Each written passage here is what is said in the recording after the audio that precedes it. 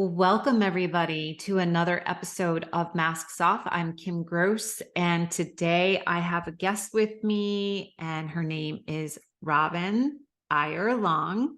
And I just had the pleasure of, and it still is ongoing. So this I'll have to see about the timing of this. I should have checked beforehand, but I was just a part of Robyn's summit, empowerment summit, which is ongoing right now. It's only day 2.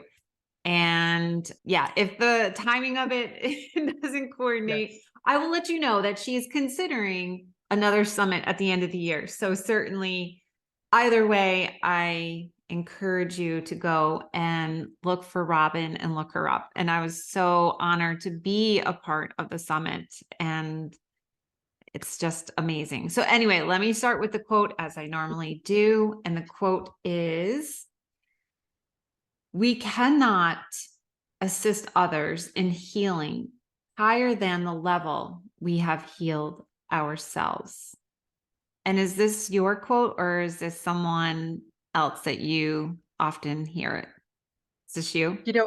It's kind of been a conglomerate of I think those words are exactly mine, but it's a concept I've heard over and over from a couple of coaches over the last year. Mm.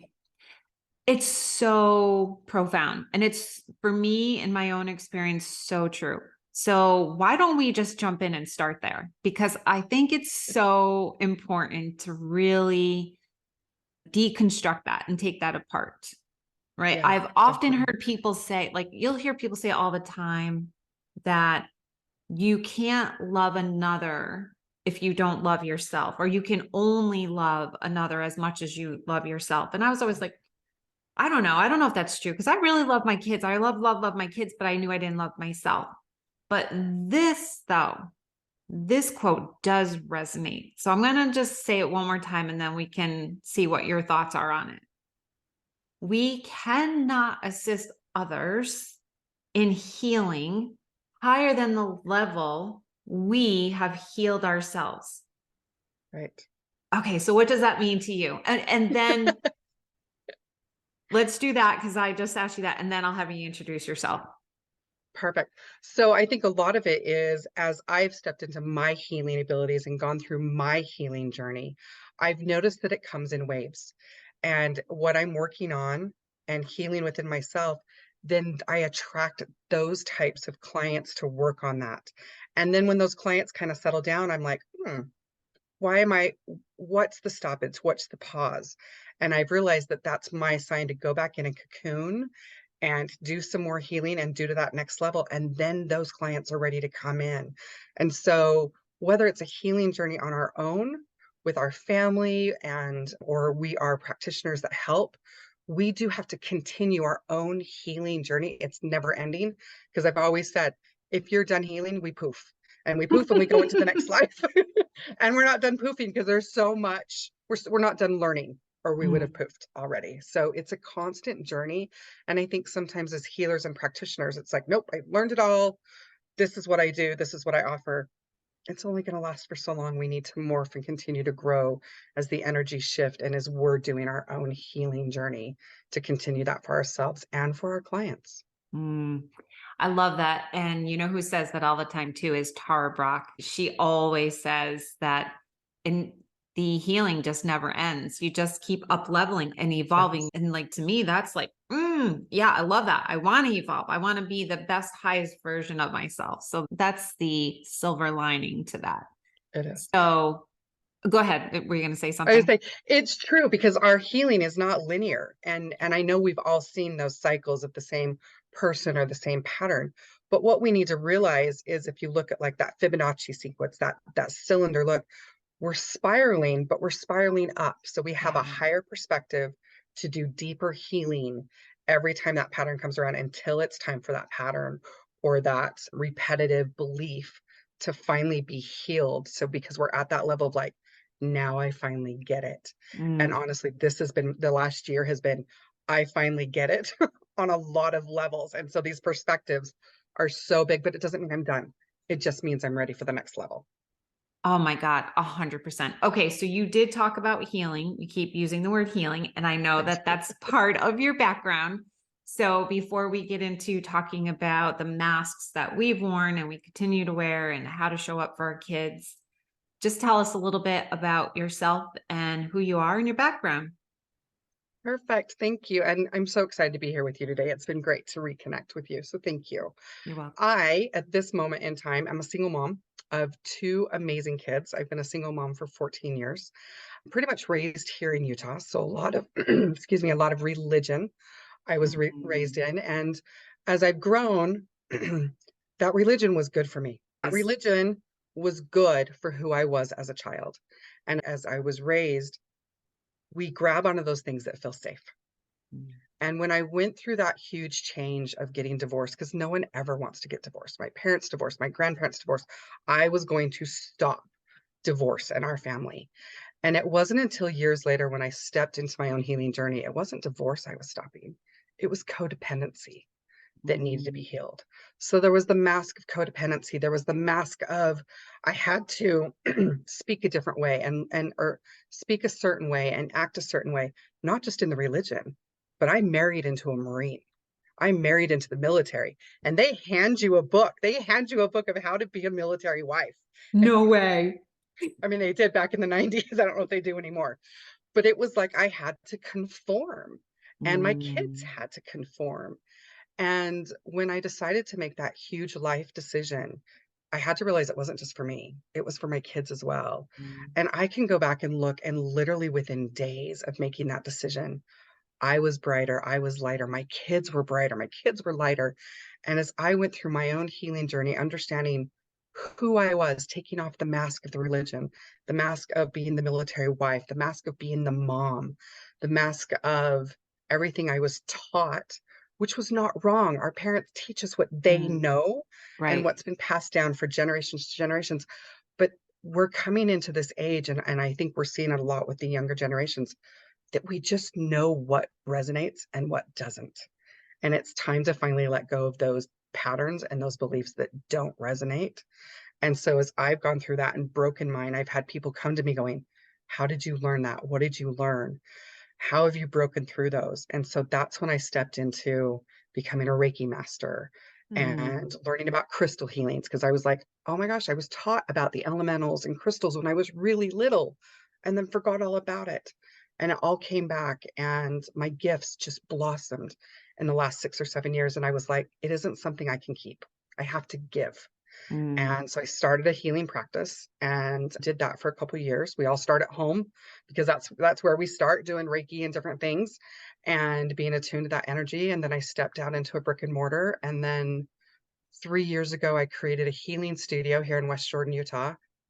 Got the keys February of 2020. March, we shut down with COVID 2020, and we opened May 1st of 2020. And it has been a beautiful thing to just watch people as healers step in to their gifts, blossom, write books, write training manuals, and people still wanted to go on the journey. They still wanted to be face to face. They still wanted to heal and learn and grow, even with the chaos that surrounded us. And it's been so fun to be in a place of just awareness and openness and what do you need and how can I help and how can I help myself with this journey, and then to see how my journey has unfolded into other people as well as my kids. And now I'm seeing amazing things in my parents, because when we break those bonds, we break those beliefs, not just in this lifetime, but I believe we break them energetically. It goes 7 generations back and 7 generations forward. And we'll get into this. There's been a couple of things that have happened that I have seen changes in my family immediately, and it's been so fun to watch, but so fun to be on this own journey that I can share with so many people now. Yes, that is an incredible. Oh my God, that's so incredible, especially during COVID that you had that success. I love that. I love that people were still willing to come. So congrats on that for Yeah. sure. Oh my gosh. And so you talked about this ripple effect, and I'm starting to experience it myself, the changes and seeing it pouring out in my own kids and my own Yeah. family. And so, what we had decided we were going to talk about is how we can help our kids to not necessarily not put the masks on at all, because they probably will to some extent, but at least bring awareness Yeah. around when they are starting to mask, and to really help them be more brave, more comfortable in owning who they are and showing up as their true selves in the world. And as you said before, our parents didn't know what they were doing. They just did what they knew how to do. They had no idea that it was having, I'm going to say, because it is a crippling effect. Yes. It crippled me in my life. I'm not going to freaking lie. It did, it really, really did. And now that I know, honestly, now that I know better, I can do better. I really do show Yes. up differently with my kids. Yeah. And I know that you have a very defining story, an example of how you showed up differently with your kids, where you went against societal norms. Yeah. You went against what people would expect and believe that you should be telling your kids that they should quote unquote be doing. Right. And you allowed the space for your kids to tap in to themselves and ask themselves in their own intuition, what feels right for me in this moment. So do you want to share that with us? I do. I do. Thank you for asking that. But I think first and foremost, we need to realize as women, as moms, that it's not selfish to take care of ourselves, Mm, because we give and protect, and so much that we're killing ourselves mm, practically I doing know. that. And if we're constantly giving energy and love and support and healing to those around us, and we're not giving it to ourselves, we're not going to get anywhere. Mm, And that's kind of where it started, was I needed to take that step back and be like, I need to work on me. And thank goodness my kids were a little bit older at that time and could kind of take care of themselves when I needed to take that time away. But looking back, I've been able to see that pattern, like you said, in the kids, because when I made that choice to make a divorce, let me think, oh, 9, my son would have just turned 9. My daughter was 2.5. So quite the distance between them. There's yeah. 6.5 years between them. So looking over the last years, I could see how my son still had a lot of those patterns and beliefs because he had 8 years with his father. My Mm, daughter only had a year with her father before we made that separation. Now, of course, there was visitation and I would see them over the years, but definitely learned that mom's house was a lot more free and open and we could talk about everything. But dad's was still very closed and religious and military because that's what he was comfortable with. Absolutely no judgment about that now. 14 years ago, lots of judgment, but not anymore. Not anymore. And I Yeah, kind of you did feel a bad lot that of work, Robyn. you feel bad that the kids have to learn how to be Mm, at one house and how to be at another, but it's that coping mechanism.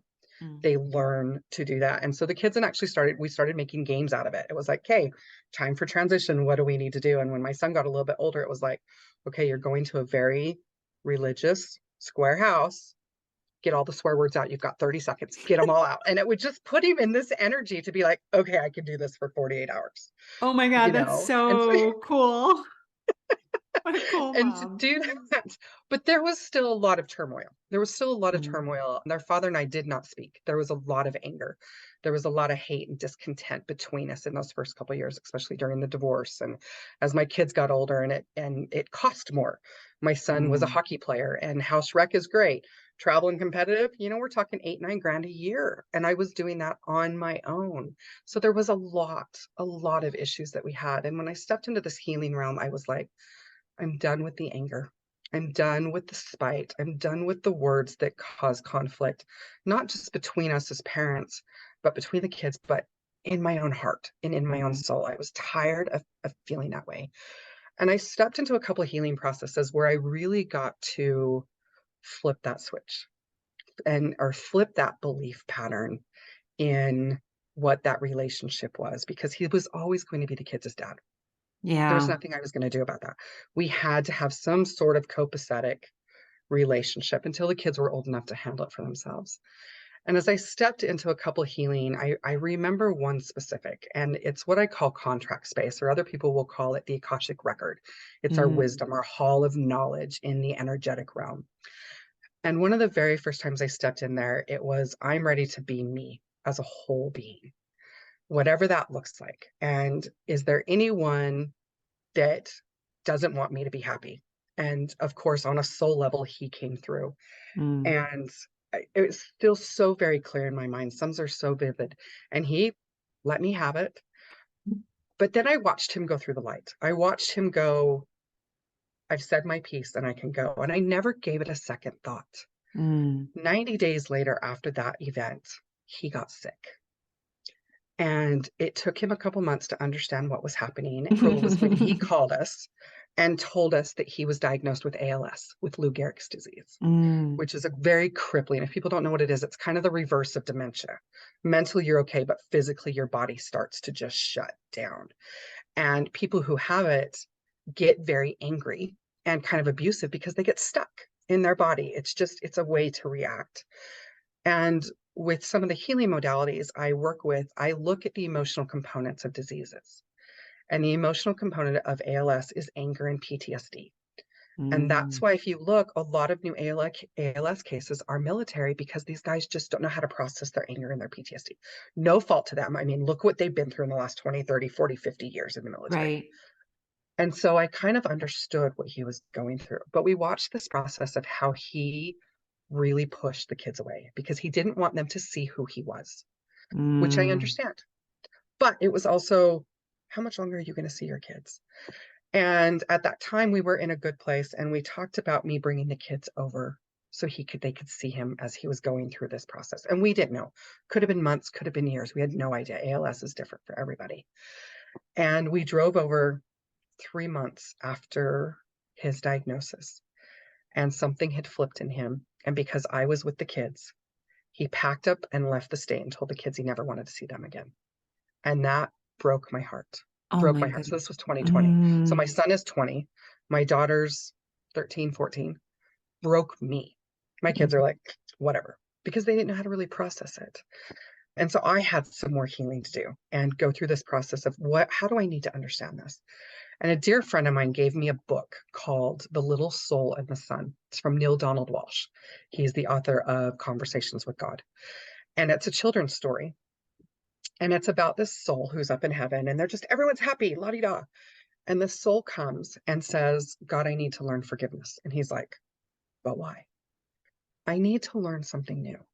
So I don't want to give the whole premise away, but the soul was given this opportunity to learn forgiveness. And as I read through the story, it totally shifted my mentality that the kids' dad, my ex-husband, came to this life knowing that he was going to be a very angry man, knowing he was going to be a very stubborn man, knowing that he was going to do certain things in his life to cause conflict and hate and discontent with his kids and with me. But I get to honor that because it taught me forgiveness. It taught me humility. My son's going to be the best dang father ever because of who his father couldn't be in this lifetime. mm, And I had to flip that. And as I flipped that, I started to watch my kids soften. And I started to watch them grow into their own strength and their own ability to make their choices without worrying about what other people thought. And the time came when their father passed, and it's been just a little over a year now. And they hadn't had any communication with him for 3 years. And because I got the phone call telling me it was happened, I let the kids know and gave them the opportunity to reach out to their father. My son did. My daughter did not want to. And that was okay. I honored that in them. And a lot of people, like you said, a lot of people are like, you have to talk to your dad. You have to go see your dad. No, you get to decide what's best for you. And he passed on a Wednesday.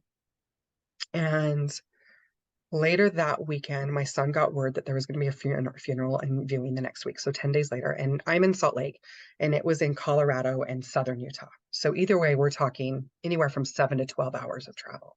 mm, And that Monday, I asked my son, I said, are you going? And he said, Mom, it's tryouts. So backstory, my son's a hockey player. mm, He had gone to play semi-pro hockey in Wisconsin for 2 years, blew his ACL, and hadn't played hockey for 2 years. So this was his first step back on the ice to play college hockey. And so when he said, Mom, it's tryouts, I didn't give it a second thought. Something came up a couple days later and he goes, "No, Mom, I'm going." And I went, "Okay, help me understand." And we talked for about an hour. I'm like, "You're going to step on the ice and get your trash kit for an hour after 2 years of not skating. And then you're going to get in a car and you're going to drive for 7 hours to a place that you haven't been in over 3 years, to see people that you haven't seen for over 5 years, to have everyone talk about how amazing your father was when you didn't have a relationship with him. And it's going to be very religious and very churchy, and then you're not going to have a lot of support. And I can't be there. Help Mm, me understand." And we talked for about an hour, back and forth, different things. And it was very calm and understanding. And I finally looked at my son, who was, let's see if he's 23 now, so just turned 22. And I looked at him and I said, "I support you and I love you no matter what you do. mm, No obligation, no expectation. What would you do?" And he goes, "Mom, I'm going to go think about that." And he came up the next morning and he said, "You know what, Mom? I'm going to go to hockey." And I said, "Okay." I says, "You know what? We can do our own thing for your dad. We can go to his favorite restaurant. We can get his favorite dessert. We can drive to that when we go on our vacation in a couple months." And both the kids were like, "Okay." So I was really kind of concerned and worried about what this family would do when my kids didn't show up. And there was a viewing Friday night, and I'm not really sure if anyone reached out Friday night, but the funeral was Saturday morning. And there was one younger cousin who called my son. And it still to this day just is so amazing that it was this little boy that called, because he's not little anymore, because he was the hellion of the family. He mm, called and he said, "You know what, Cody, you are family. And I don't understand everything, but," he says, "I'm sure you have a reason for not being here. And I need you to know that I love you no matter what this family says or does." mm. And I was like, "Oh my, these kids get it. These Yeah. teenagers and these little kids get it. These adults don't, Yeah. because we've labeled things for so long." And I watched one of his sisters, who was a dear friend of mine, take on his anger after his passing. And we've not spoken since. Mm, And I watched my kids that day, and it was so interesting as it all played out. As their dad is being buried in the ground, my son signs a hockey contract with the university for the first time in 2 years. My daughter is running my healing fairs at my studio, and they chose themselves with no fallout, no worry about what anyone else thought. And I just watched them really step into their growth and their ability. And even my family was like, "You're not making them go." Nope. I'm not going to make them go. They get to make their own choices. And if I hadn't have stepped into my own healing and been okay on a soul level, because as humans, we want that validation. Why did you treat me this way? My biggest thing was, we were married in the Mormon church. We were sealed for all in time of eternity. You were supposed to be my companion. Yes, humanly, it didn't work out. How can you treat me like this? mm. And yet, on a soul level, I got those answers and I was okay. And I let it all go. Oh It's my God. huge. That is Took me 50 years to get there. better late than never, they say. Oh my God. That is such an incredible story. Thank you so much for sharing it. I had full body chills when you were telling that story. And I'm just so happy for you and for your kids. That is so huge that they had that experience and that opportunity to choose themselves. And there must be something going on in Utah, because I just had an 18-year-old that I interviewed not long ago that is from Utah, and she quoted the same book, Little Soul in the Sun. She quoted from it. And so there's something going on out there in Utah for sure. A We're good doing a thing. lot of shifting here, a lot We're of doing a shifting and lot moving of here. shifting, of course. So let me ask you this question then. Nothing's perfect, right? It's progress, not perfection. So let's put that out there first. Do you see where your two kids, having you as a mom and having this great opportunity, do you see them moving through life being more authentic and true to themselves and less likely to put on a mask? Or is it still really hard for them and they still put masks on? It's interesting because, like I said, my son had 8 years in that Uh, relationship and my daughter didn't. And so my daughter at 16 has more confidence in knowing who she is in her little finger than I do in Mm, 50 years. yeah. You know, because I raised her in that environment to be very free thinking and confident and know who she was.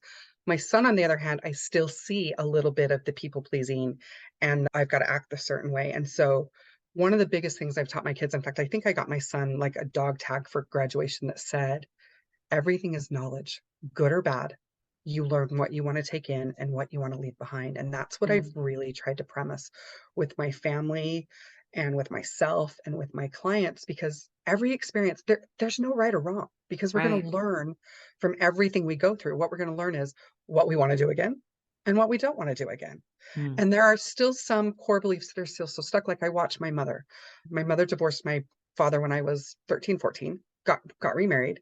They were married, they had just celebrated 20 years and he passed from a disease. mm, So that was '09 when he passed. And then a couple years later, she ended up marrying his best friend. mm, There's this sense of companionship and I have to be married that is a core instinct in her.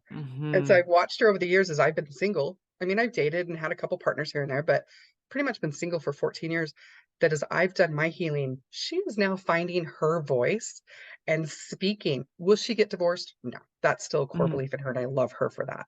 But is she finding her voice and is she finally speaking up and taking that mask off that I have to be submissive and I have to be quiet and I can't speak and I can't have my own. Yeah. And it's been mm, so fun to watch that. So at the different stages. And so I don't want anyone to think, oh my God, I've ruined my kids. No, because you have the opportunity right here, right now to start or propel or jump to that next level in your healing. And it's going to affect your kids. It's that old adage of do as I do, not as I say, yeah. you know, because it is. And even my daughter called me on that yesterday. She's like, Mom, as I'm doing, I doing, or do as you say, because you just drove through a lane you weren't supposed to drive through as she's learning to drive, you know. So my kids Yes. even call me on it, Yes. you know. Oh, I So love that you say that because I say that all the time on Masks Off. My kids call me out constantly.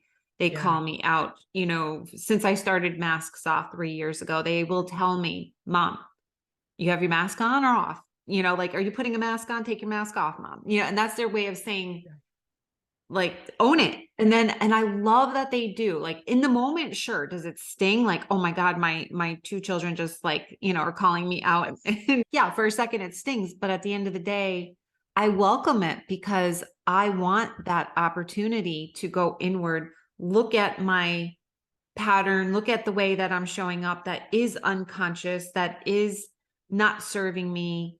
And I want yes, that opportunity because I'm so about personal growth. I'm so about evolving and growing. Growth and connection are my two core values. So if I have this opportunity, as you said, to look at every single thing that is happening in my life, everything as an opportunity to grow and learn. And I didn't always have that mindset. I used to have the mindset of I was in such victimhood. Like, oh my God, this is happening. Oh my God, poor me. Oh my God. I think I was like queen of victim. And now I can really embody that. Like, yes, I want to own it. I want to take responsibility. I want to shift. I want to heal. I want to grow. So yeah. yeah, I love that. I love everything that we said in this conversation. It was absolutely amazing. I so love that you showed up so honestly, vulnerably, shared that story with us. It was, I'm sure it's going to resonate with many. You had me on the edge of my seat the whole time telling the story, and I'm like getting goosebumps. I'm like, oh my God. And I knew the story.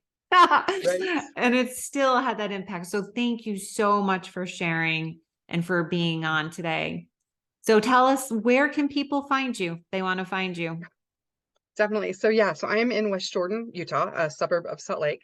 And as I have grown and healed and shifted right now, what I'm putting out is leaving your past behind, leaving your Mm, traumas behind, and really just finding who you are at that soul level, being your authentic self.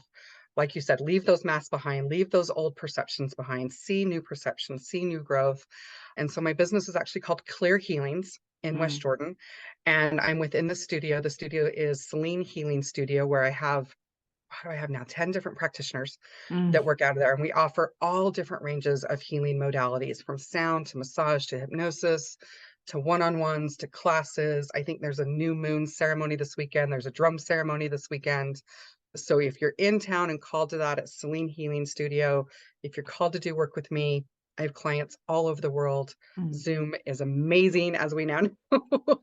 COVID, I think, pushed a lot of us into that, but I do offer both, and clients come from all over. So if I call to you and you're ready to really step in and do some deep diving work, let's chat. Oh, God, I love that. I love it. And I will put all of that in the show notes as well. So thank you You. so much for being a guest on today.